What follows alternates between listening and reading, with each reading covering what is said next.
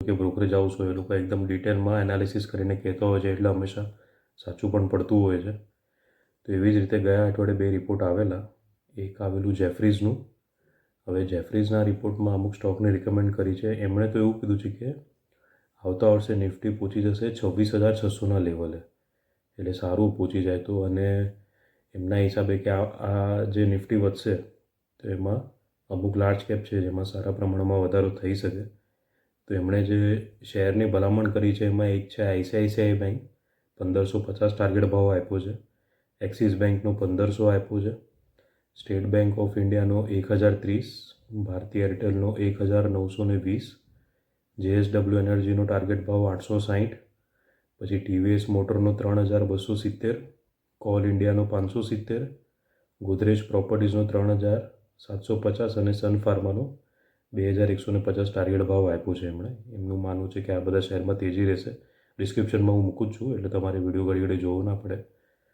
એટલે જેફરીઝનો આ રીતનો રિપોર્ટ હતો, એ પોઝિટિવ છે આ બધા શેર માટે. હજી એક રિપોર્ટ આવ્યો આઈસીઆઈસીઆઈ સિક્યોરિટીઝનો.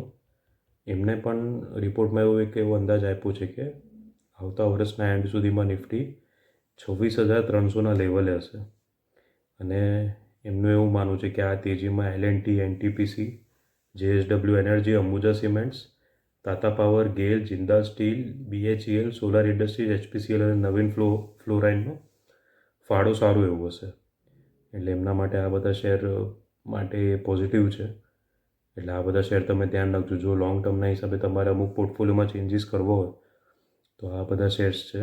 અને અમુક સેફ શેરની વાત કરીએ જેમાં કવરેજ વધારે હોય તો હમણાં જે ગ્રુટસ રિફેરેટિવનો એક રિપોર્ટ આવેલો, 9 સ્ટોક એમાં આવેલા કે જેમાં એવરેજ પ્રાઇસ સારી હોય, ટાર્ગેટ ભાવ અને વધારે એનાલિસ્ટોએ કવરેજ કર્યું હોય. તો એમાં એક છે ગોદરેજ પ્રોપર્ટીઝ. આનો એવરેજ ટાર્ગેટ ભાવ આવે છે 3650. હવે ટોટલ 13 એનાલિસ્ટોએ શેર ખરીદવાની ભલામણ કરી છે.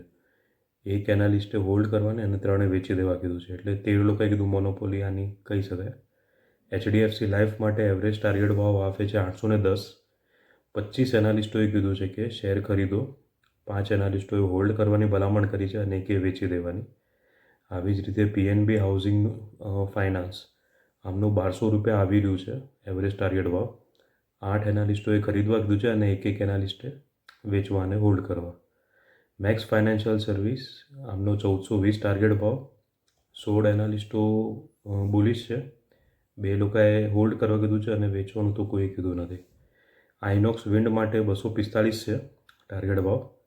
શેર ખરીદવાનું કહેનારા 4 અને હોલ્ડ કરવાની ભલામણ કરનારા 1 અને સેલનું પણ આમાં બી કોઈ રેકમેન્ડ હજી કર્યું નથી. પ્રેસ્ટીજ એસ્ટેટ પ્રોજેક્ટ્સ, આનો એવરેજ ટાર્ગેટ ભાવ આવે છે 2040. હવે આમાં 13 એનાલિસ્ટોએ ખરીદવાનું કીધું છે, હોલ્ડ કરવા કોઈ નથી કીધું, પણ 4 એનાલિસ્ટોએ સેલનું રેટિંગ આપ્યું છે, એટલે ધ્યાન રાખજો. પાવર ફાઇનાન્સ કોર્પોરેશન, આમનો એવરેજ ટાર્ગેટ ભાવ 600 રૂપિયા આવી રહ્યો છે. હવે 10 એનાલિસ્ટોએ ખરીદવાની ભલામણ કરી છે અને હોલ્ડ કરવા કે વેચવાનું કોઈ એનાલિસ્ટોએ કીધું નથી. હિન્દુસ્તાન એરોનોટિક્સ, આનો 5346 ટાર્ગેટ ભાવ આવી રહ્યો છે એવરેજ. અને 11 એનાલિસ્ટોએ શેર ખરીદવાનું કીધું છે, હોલ્ડ કરવાનું કોઈ નથી કીધું, ખાલી હું સેલ રેટિંગ છે.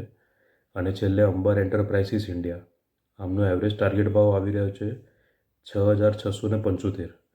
15 એનાલિસ્ટોએ ખરીદવા કીધું છે, 5એ હોલ્ડ રાખવા કીધું છે, ખાલી 2 જણાએ સેલનું રેટિંગ આપ્યું છે. એટલે આ બધા શું સેફ શેર છે. તમારે જો ચેન્જીસ કરવા હોય હવે આવતા વર્ષ માટે તો આ બધા શેરનું ડિસ્ક્રિપ્શનમાં પણ આપી રાખું છું. અને બાકી આઈપીઓનું પણ હવે બહુ બધું છે, એનું બી હું સાંજે વિડીયો અપલોડ કરી દઈશ. એટલે સબસ્ક્રિપ્શન ના કર્યું હોય તો પ્લીઝ આ ચેનલને સબસ્ક્રાઈબ કરી દેજો.